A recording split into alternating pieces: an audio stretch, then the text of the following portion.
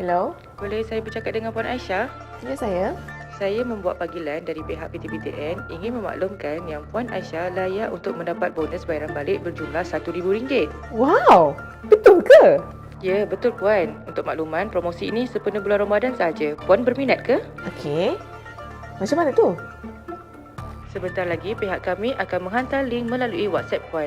Puan klik link tersebut dan kunci masuk maklumat seperti yang tertera. Kemudian, Puan imbas barkod yang tertera bagi penembusan ganjaran tersebut.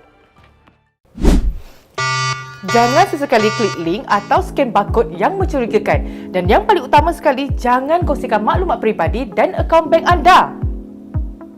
Pihak PTPTN tidak pernah mewujudkan laman sesawang ini dan juga barcode sebegini. Kalau anda menerima panggilan seperti tadi, segera hubungi ke line PTPTN. Jangan terus kongsikan maklumat anda. Segera kongsikan video ini kepada rakan-rakan yang lain. Jangan biarkan mereka menjadi mangsa seterusnya.